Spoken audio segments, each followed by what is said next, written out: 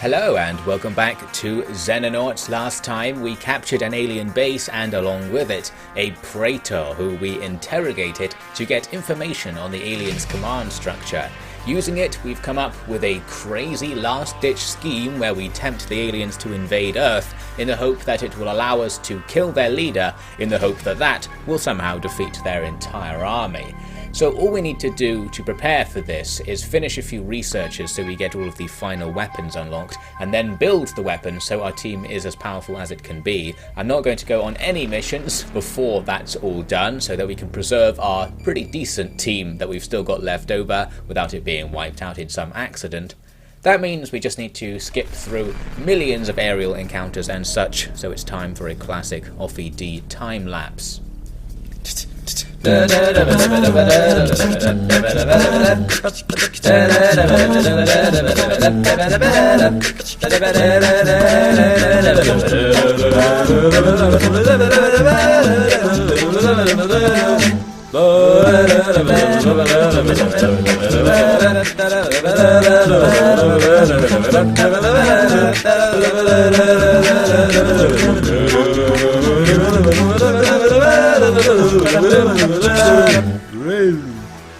Sometime later, in the next month, we've lost South America, or most of it, but that's fine. The Southern Hemisphere was a planned sacrifice in our campaign for all intents and purposes. And we have now completed a whole load of this mag weaponry, so we've just finished the machine gun mag things to give to our predators, meaning the transformation is complete. We're as powerful as we can be. I just need to equip all of the weapons and off we go, although we'll see I actually managed to mess that up once the mission starts, which is right now, come to speak of it. All we have to do is select a squad, say launch, and it just sort of begins. I thought there might be some other stage to it, but no, we just go straight into a ground mission that's theoretically in the sky somewhere. We can see it describes there's a special condition in this mission, which is that if you want your team to survive, you have to complete two optional objectives, destroying power cores that are off to the side of the main corridor-shaped map. Whereas the main objective is just to kill the High Praetor who's sitting at the end of the corridor, so a very simple setup. There's also a fun soft time limit, which means if you spend time destroying the power cores, you might just die because Reapers are going to be flooding the map all over the place and overwhelming you. So we'll just have to see what we can do, since we don't know what the time limit actually is. The mission gets started. We're somehow just inside the alien mothership. Don't know how we got here, but since we're here, let's start killing aliens. Just outside the door, there are 4 civilians. One of them tries to shoot here at friend fire. And of course, we're going to start door playing right here. They're all in the open, out of cover, so we'll just get as many people to shoot as possible. We are taking lots of reaction fire, but our luck is high as the mission begins. They keep just missing, so I'm going to keep sitting here and shooting. Jmobile moves up to show what he can do, and he's able to get rid of the other civilian at the back of that next room, so it's just the 2 closer ones now. I'm leaving the closer ones deliberately since our other Sokia team members should have an easier time firing at them. Haikal deals with a 3rd alien, leaving just the one. Going to move up Slowscope Joe to shoot over the predators. Thought we might be able to one-shot this guy with our new upgraded sniper rifle, but apparently not. We could still use someone else, and it was here that I realised that One Gun No Brain actually doesn't even have the upgraded weapon, so while I did make them for everyone, I didn't actually remember to equip everything. You can also see one of our guys is wearing the old armour as well, so I pretty much screwed up preparing for this mission after spending like an hour waiting to get it going. Anyway, we can't do our initial room strats since there's an invisible time limit, so we're going to push right out of the room in the next turn, and we see a Harridan waiting for us at the end of this corridor. You can also see the 2 doors on the left and right leading to those power core rooms that we may need to investigate now. Moving up here with friend fire, we're easily able to attack this Harridan and kill him. Time to take a peek into these doors. Both rooms are actually the same, and they're both going to have this 2 Andron setup defending them. We'll need to get more force up right next to the door before we can burst in there, so I'm just going to hide on the outside. Had a nice mess up there where I accidentally opened the door again, but someone else went and closed it. And there's the other side. We can see it is just the same. In this case, I can immediately shoot through the door with Haikal and get rid of one of those Androns. The other one's actually paying attention and starts shooting back. Luckily, no no damage is done in this case and will shut the door, ready to attack in the next turn. However, while the turn's progressing, a shot comes from somewhere down the corridor. Looks like there's a Harridan with one of those grenade launcher weapons.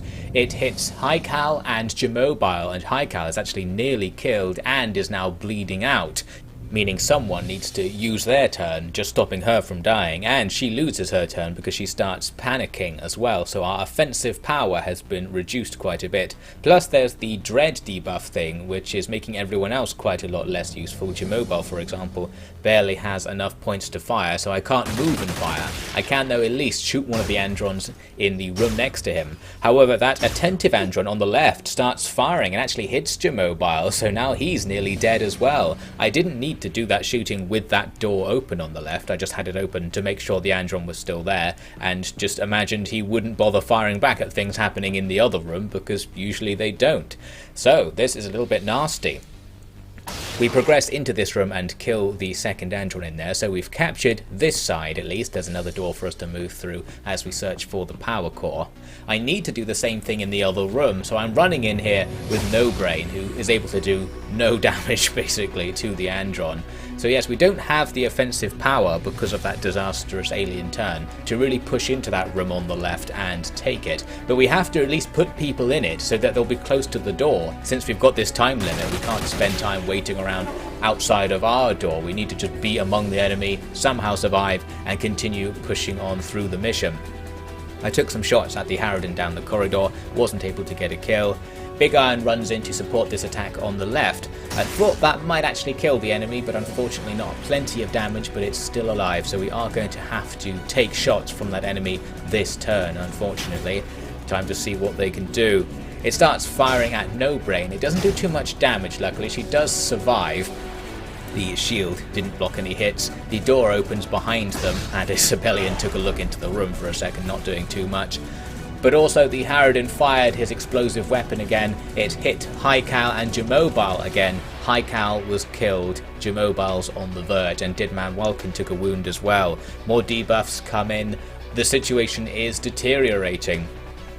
I think I really should have just covered the entire corridor in smokes or something rather than focusing on healing, so that I'd be less likely to take more damage and then maybe heal from within the smoke in the next turn. But, well, we just have to live with what we've got now. We're pushing on. Big Iron kills that Andron, so now we've captured this room and can move on to the next one. The problem is there are 3 civilians just inside the door, and I immediately realised this small team attacking here has very low chance of getting through these civilians all alive if we're also rushing to get into the next room and find the power core at the same time. We need to attack these rooms with the whole squad at once in order to cleanly wipe out the enemy without a grenade just killing multiple team members suddenly out of the blue. So, given that, I thought, well, we're just not going to go for the power cores. We're going to do a suicide run. We'll ignore the plan required to escape and focus now just on the main mission. That means we just need to push up the corridor.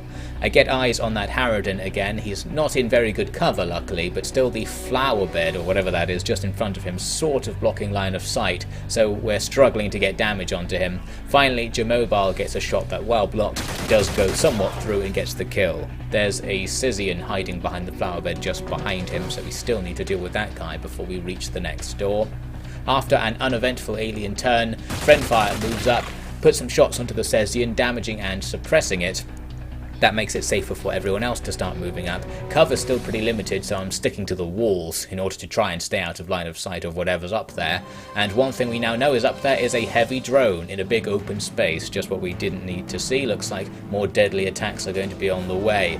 Big Iron also discovers there are a couple more Scythians just to the right of the door and outside it, so we're pretty likely to take some shots in the next turn. Since they're too far away and slightly around a corner, we can't attack them properly this turn. At least Slowscope does kill the one that's in the corridor with us, so that's something. Let's get shot then. A few shots come in. Luckily no damage is done. We get some suppression, which is pretty bad with a time limit. We want to be able to move far, and those guys won't really be able to move up in any substantial way now. Also, the dread thing is having the same effect. It also happens to affect the suppressed guys, so they really can't do anything this turn. So we need to try and push up to this door and take control of it in some way. The heavy drone's still floating there, and realistically we don't want to go anywhere near this thing since it probably has a one-hit kill weapon. I'm going to try engaging it at range. Friend fire put some damage onto it. Slow scope Joe is also able to sail a shot right down the corridor and get some more damage, not enough to kill it just yet. I was looking around thinking, surely I have someone else. Oh yes, I've got Jimobile at the back, so he can fire, and this time we do get the kill. With that cleared up, as far as we know, there are just 2 Scythians to the right of the door. That's all we've seen so far, but as we advance towards the door it becomes clear there's going to be quite a lot more in this big open room. There's one in the middle, we can see one more off to the left of the door as well. What I thought is, well, I'll move up and close the door, and while it does give you the little mouse icon for the door closing action, we can't close this door, so we're just going to have to put ourselves in the open to some extent. I hide everyone as best I can, but the grenades still come in. The first one is one of those yellow grenades as well that we've seen before can one-hit kill someone in Sentinel armor. In this case it didn't do all that much damage for whatever reason, and a blue grenade came in as well and doing pretty much no damage at all. So the enemy can totally see us, or at least they know where we are. We still have to bust out and kill these guys just next to the door, which is going to be very risky given that we don't have anyone really near the door, so not many people can get into this room this turn. And as Frank this goes to take a look, trying to cover him with smoke, we realise there's loads of stuff in this room. You can see there are contacts all over the place. There are 3 on the left, 2 on the right, 1 in the middle and 2 at the back. Realising this, I thought we can't go in with just 2 or 3 people to try and take the room. They'll just be killed. We need to stay in this corridor for at least this turn. So I just smoked out the whole place to try and not get suppressed, not take any damage. And it seemed to go okay. The enemy started running away. This grenade that comes in doesn't do very much damage. Most of it onto Frag this, which is one of our low priority team members, so that doesn't matter too much. And otherwise the aliens are just shuffling about and not doing very much. So now it's time to burst in and see what we can do. As I walk through the door, an alien at the back shoots the alien closest to us, so that was nice. I was about to kill this guy, but I realised that's a waste of Big Iron here, since he can actually run much further. We might as well try and kill the guy on the right. As we run over there, more reaction fire comes in against Frank this, and again the alien closest to us gets hit. This is some good friendly fire. Anyway, so we set up a shield over there, Big Iron runs over and shoots this alien officer. He goes down in 1 hit, and now he can get into full cover here. He has enough points left to also shoot again, so I kill the alien closest to us as well. Nice little turn from Big Iron. So the right side of the door is somewhat secure now, time to focus on the left. We run in with the same boots as last guy. I was going to beat this guy down with the stick, but unfortunately I had the med pack equipped and didn't realise, so I had to use time units pulling the stick out, meaning I could only get the 1 hit. Sometimes that's enough to get the stun, in this case it wasn't. However, I can move I'm a shoot 'em up to just mirror what Big Iron was doing, kill the guy in the corner, then get into full cover here. Next I moved up Jimobile to see what he could shoot around the door with the last of his points. We have partial line of sight on that guy over there, we annihilate some alien plants, and we do get some damage and suppression onto the enemy. Friend fire is going to shoot at the guy who's just in the open in the middle of the room. We actually suppress Jimobile with that attack, and we don't kill the enemy, which is annoying. However, standing next to Friend fire is Slow Scope, who has pretty much the same shot. I'm going to take it. Considered shooting at the Harridan in the distance since it's a more dangerous target, but thought might as well kill the close guy because the far away one might not hit us. It's just a gamble, or he might just wander off somewhere, you never know. I wanted to put some more smoke down, but I actually didn't bring all that much smoke. I've got all sorts of flashbangs and stun grenades and things, like a general mix of throwable weapons, but most of them aren't very useful in this particular situation. Managed to find one more smoke to put our team on the left side of the door into smoke cover to give them a bit of safety. That said, one of them still gets shot. I'm a shoot 'em up, gets hit from the flank, thanks to a nearby alien around the corner. The other aliens don't do anything too aggressive. The Harridan in the door runs away, the alien on the right side of the room is just falling back. So now this is our chance, we've got some momentum, it's time to push on. And as Sitting Duck goes to beat down the alien near to her, we spot an anime character hiding in the next room. That is the High Praetor, who is controlling all of the aliens' moves. So this is our chance, he's in the open as well, a pretty good find. The alien in the corner goes down, and these guys can now take cover behind this flower bed to keep watch over the Praetor in the next room, while I start considering the long-range attack options. While we are far outside of the effective range of both our machine gun and sniper rifle here, taking super long range shots probably means we're not going to take deadly reaction fire, which we've seen the Praetors can do. So even though it's not as likely to do damage, it's probably much less likely to give us damage in return, so it's safe to some extent. As we saw, we got a bit of damage with the machine gun attack. Slow scope also gives us some more damage there. That's a good start. I did some somewhat sacrificial pushing up with shield bearers to get more line of sight on the next room. Here, a Cesian sitting over there is very aggressive with his reaction fire, luckily doing no damage. So we can see a bit more of what's going on in there. It's not all that much actually, just a Harridan, a Cesian and the big man himself. The question is, are they going to attack us? The Cesian still in the room with us is attacking and missing completely, doing no damage. The other Cesian does the same attack, getting suppression but also no damage. A Harridan appears from the back of that room. We did see a Harridan in there earlier, so there he is. But as you may have noted, the Praetor didn't do anything. I was expecting some sort of ultimate death attack and was hoping that by having those two shield bearers up front, they would absorb whatever it was. But it didn't do anything, so we're back with a turn to attack the Praetor once again. It didn't even go to cover. Jomobile pops around this pillar thing and unleashes a burst, and bang, the Praetor is down. So according to our plan, the aliens are now defeated. The only problem with the plan is, if that is going to happen, it doesn't happen right away, because these aliens with us now are still fighting us. Now, since we've defeated the Praetor, we don't need to push up the corridor anymore. We need to destroy the power generators back in those wings. However, as we go back towards those doors, we can see that we're already too late. Whatever the soft time limit was, it's over, and now Reapers are just spawning into the map. There are 6 standing in the corridor. A burst from friend fire kills 2 of them, but unless we can kill at least 6 per turn, we're not going to be able to stem the tide, because, as we'll see in a second, they do just keep respawning every turn, and the ones you don't kill run about the map, adding to the total number of enemies. And I think they seem to prioritize running towards the power generators to defend them, just to make it extra hard to go up, kill the Praetor, and then come back to deal with the power generators second.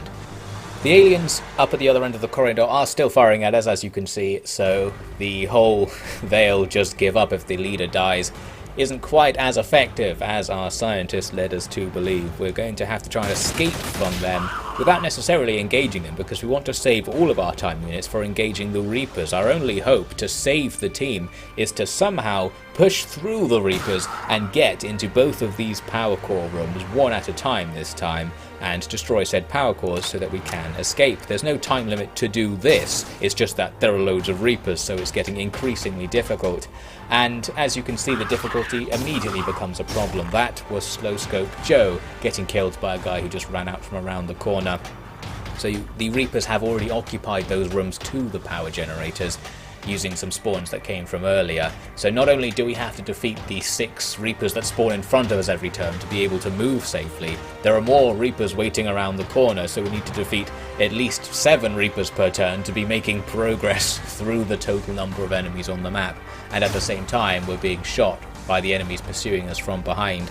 Overall, not an ideal situation, I think we can all agree. I had one last try at the door here with I'm a shoot 'em up, because it would make our life much easier if we could close that door, but it's not happening. We'll just have to run for it and leave ourselves exposed to a rear attack, while we're even more exposed to an attack from the front, of course. So we need to try and first get rid of the Reapers that are right next to us, the one that killed Slow Scope Joe and the one that is Slow Scope Joe. No Brain fires a burst at one and gets the kill. Nicely done. I'm going to move up with a stun stick to deal with the other one in a second. We can also keep firing our machine guns at where the Reapers are spawning. Because they're next to each other, we can theoretically get more than 1 kill per volley. We could even kill all 3 if we're lucky, so there we got 2. And there goes formerly Slow Scope Joe. Actually, I think Slow Scope Joe's Reaper was the one we shot. That was the one that caused him to become a Reaper. Doesn't really matter in this case. So yes, we keep firing our machine gun at the spawning enemies, and we can kill lots of them. So in this case, we've killed 4 of the 6 that spawned this turn. But unless we kill 6 of the 6, then the total number of enemies is going to continue increasing. And you might have noted, we're not really moving towards the power generator, so we're not making any actual progress. the Reapers that are already in the side rooms are going to keep bursting out, and we're too close to these doors. We can't rely on reaction fire to kill them before they run up to us. So there, we lose same boots as last guy to a Reaper because he was just too close to where the enemy suddenly came into our line of sight. Couldn't kill the enemy fast enough. Meaning we need to move both away from the doors in order to be safe enough to deal with the spawning Reapers, and we need to move into those rooms to progress the game, but then of course the spawning Reapers will easily be within attack range when they spawn. So it's a bit of a sticky situation. We can't really move. We're gradually losing people. It's getting to the point when we're just effectively making a last stand. I'm a Shoot 'em up returns to the fight, killing one of the Reapers that for whatever reason just ran through our ranks. Then I decided to try this. I put stun gas in both of the doors to the other rooms, thinking that may prevent aliens from running out, allowing us to move a bit closer to the Reaper spawn point and be more reliably able to kill them all as they spawn. The problem with this plan is that it doesn't work, which is a pretty big problem for any plan. The Reapers can still run through the stun gas. They're not so easily stunned that just touching it will stun them. Meaning, we haven't achieved anything. I'm just noting this as something that I tried in this situation. Plus, more shots are coming in from behind. I think that was no brain, getting killed by a long range attack from that Cesian, so getting weaker and weaker here. We need to have someone facing the other direction to try and engage those enemies, or at least put our shields there to deflect the enemy's attacks. And I'm just going to keep shooting at the enemies. This is going full last stand now. There's no chance of actually progressing to the power cores. We'll just stand here and kill as many Reapers as we can. That's about all we can do. Fire, fire.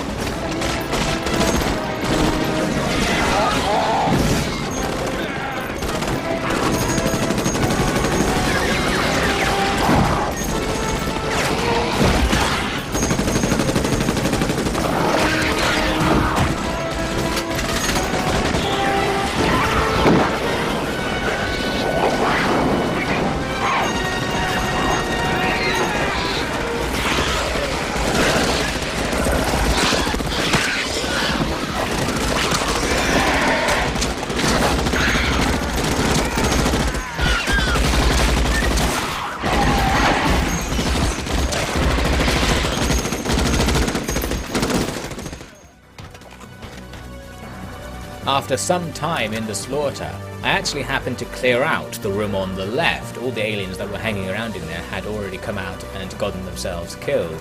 So I thought we could have a chance here to actually send a small team in to try and deal with the civilians. The problem is the small team left out in the corridor is now annihilated by Reapers coming from the other room thanks to the lack of reaction fire. We immediately lose both of our Predator armor users. There goes a shield.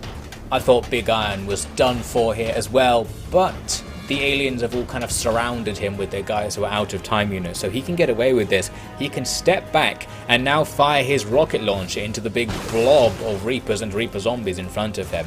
It was actually less effective than expected, because even when you blow up the Reaper zombies, they still turn into Reapers.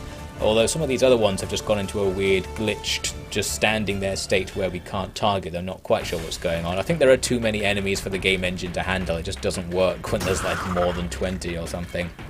Anyway, so I'm going to give up on my plan of going to the power core because nothing's going to come of it. I thought we might as well go the other direction instead. We'll go back down towards the High Praetor's room and try and kill these aliens around Big Iron just to keep him alive a bit longer. Sit-in Duck is the next victim as another Reaper runs out and gets the attack. Then again, I thought Big Iron was done for. The aliens started running at him. However, all the guys that ran up to Big Iron must have used all their time units to do it. They're determined to set up for an attack on him, but they can't do it this turn. So there's still a chance to keep him alive a little bit longer. He can quickly blast through two Reapers in front of him. I had frag this, use a stun stick to kill another one, and with that the situation becomes less dangerous. Since there are lots of Reaper zombies around, it looks like there are lots of enemies next to us, but the thing about Reaper zombies is they can't really do much damage unless you damage them. So I'm kind of ignoring them, using a meat shield to protect Big Iron and just seeing what they do. They slap you, doing minimal damage. The problem is if you get reaction fire, now you've created a Reaper. But at least what you've got is a Reaper that can't act right in front of you, so you're pretty much guaranteed to just hit it. And since they don't have that much health, we can easily kill them. Plus, there's a trick we learned ages ago, which is that if you stun Reaper zombies, they don't turn into Reapers like that. So good work from... oh, it's not frag, this is Death Kite. I think frag this might be already dead at this point. Anyway. So now, as I said, we're going to push on up the corridor and go back to the room where the actual aliens are, because at least they're not respawning. We could kill them and that's something achieved. Here Deadman Walkin was running across the room to get to cover. Assisian shoots, doing only minimal damage. That was okay, I thought let's just keep running. However, then it shoots again, doing maximal damage, a one-hit kill. So there is some damage spread for you. Someone said it's 50% to 150%.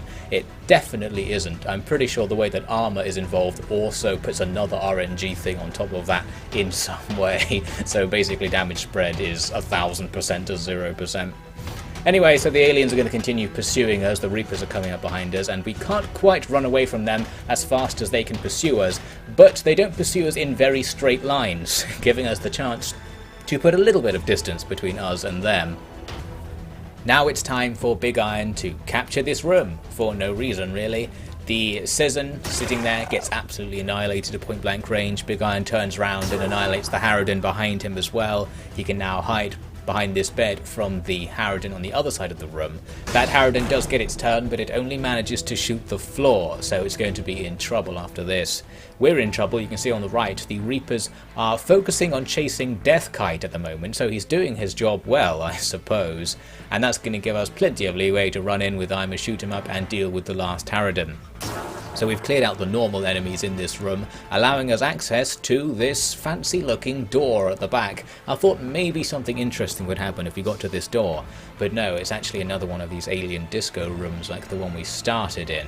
So I thought, well, we'll just set up in this room and this will be our last stand position. However, it has some interesting properties. Once the Reapers came over, I wanted to fire a rocket out of the room to try and clear some of them out. But it says that the door, while it's open, is a 100% chance blocking my attack. I thought that's strange, and the effect was confirmed when, after stunning the one Reaper that's in the room with us, I turned to stun this other Reaper outside the door, and it just doesn't do anything. Clicking has no effect. So you can't attack through this special door. There's some sort of invisible wall here, so that's nice to know. I ended up thinking, well, we'll just sit in the door, we'll close it, the aliens will probably rush in and annihilate us, and this will be the end. However, there was just a really long alien turn with nothing happening. I had then opened the door at the start of the next turn, and oh dear, there they are. It looks like we're a little bit trapped.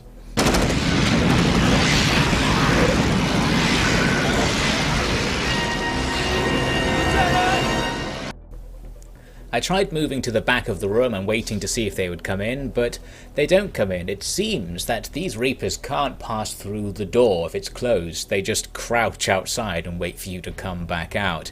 I thought maybe we could actually damage them by doing area of effect attacks on the door, since they'll leak through the invisible wall and be able to do damage onto the outside. This did have some effect. You can see I did something with stun gas, but you know, ultimately that's not going to achieve anything. I had to just leave the door open in the end and let them rush in to finish me off. The only regret is that Big Iron didn't die last. I wanted him to be the last man standing, but annoyingly the aliens left Deathkite as the final member alive. Not that any of them were alive for much longer than each other. There you go, mission successful. Everybody's dead, but the alien invasion has been defeated, apparently. So yes, while it didn't affect the aliens on the ship, at least not at first, our actions did apparently cause the aliens to cease their invasion. Looks like 20,000 civilians died, which isn't that many for a full-scale alien invasion of Earth, to be fair. Plenty of our own wars have been much worse than that, so I think people will be satisfied with Xenonauts' performance. We lost 49 soldiers, and it notes that their brave sacrifices will not be forgotten. However, I expected there to actually be a list of the soldiers you lost so we could honour them, but it appears they actually have been forgotten because it's not telling us who those 49 people even were. So, for the sake of honouring our fallen operatives, I will now skim watch all the previous videos and make a list for us all to enjoy. Please place your fingers on the F key now. Corporal Yuanman left behind. Captain Guno die first. Captain Hopeless Jack. Captain Get In Shot At. Sergeant Your Face Taker. Corporal Bonnie Beltfed. Lieutenant Bang Turret. Sergeant Rep Lacement. Lieutenant Safety Wallwalk, Private Towering Tess, Corporal Tara Get, Major Bullet Proof, Lieutenant Plasmagnet, Lieutenant Sarah Safetyzon, Corporal Gets to Kills, Corporal Thinskin Thora, Lieutenant Roger Ranger, Private Barrier Bill, Sergeant Miet Shield, Private Giga Jimobile, Sergeant Gunner Carry Squad, Sergeant Bing Bad Sniper, Major Ali Verfenau, Private Looks Like Verfenau, Corporal Ian the Intern, Commander Boehm Headshot, Colonel Betty Buckshot, Commander Snips McScope, Captain Mr. Get, Captain Snail Racer, Colonel S.P. Rayenprey, Commander U. Sluss, Major Barrel Scrape, Major Tina Triggerdown, Major Pumpy Parker, Captain Fake Eyes Fritz, Captain Bear Lee Functional, and of course all those who gave their life to somehow save the world. Colonel Big Iron Billy, Major Slowscope Joe, Captain I'm a Shoot 'em Up, Major Jimobile, Captain Same Boots as Last Guy, Major Freddy Friendfire, Captain Sit-in Duck, Commander Hillary Highcow, Major Deadman Walken, Captain One Gun No Brain, Lieutenant Frank This, and Lieutenant Deathkite. Rip in peace, Xenonauts.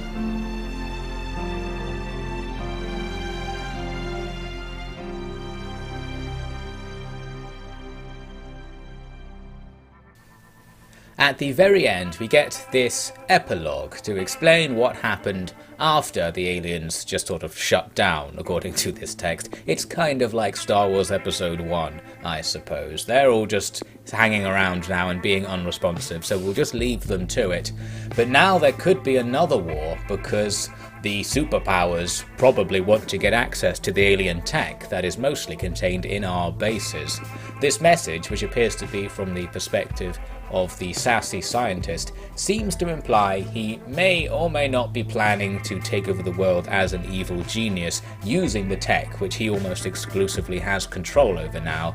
We're going to leave him to it as well. We're going to go enjoy our evening and just be happy that the world was in some way saved. Pretty much everybody who fought for Xenonauts died. We had like 3 or 4 people left in the base at the very end who survived, but yes, everyone who actually took part in combat missions was taken down. Anyway, enough rambling. Thank you very much for watching this Xenonauts Abridged series. It was quite the adventure, and we somehow, literally just barely, made it through the game. As for what I'll play next for an abridged campaign, I'm not quite sure. I'm planning on putting up a little poll with a few different ideas, and then I'll pick something from what people would like to see, because there are a few different things I'd like to play, but nothing especially. So that will probably be out very soon. Do leave your ideas in the comments. I won't see them before I make the poll, so it won't really affect the poll, unless you post something that's so interesting that I'm like, yes, I'll definitely do that, and I ignore the poll altogether. The poll will be in a separate video just so that more people can see it, rather than putting it at the end of this series where no one's even going to make it this far.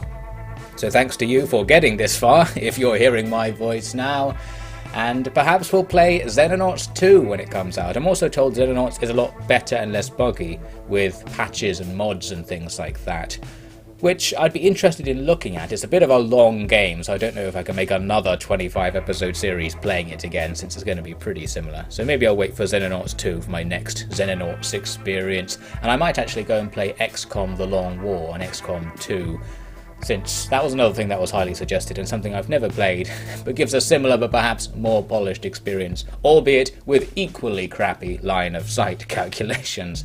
Anyway, so that really is all from me. Thank you very much for watching again, and thanks to the Xenonauts for giving their lives to save Earth, or possibly cause its destruction in the ensuing World War III nuclear showdown. See ya.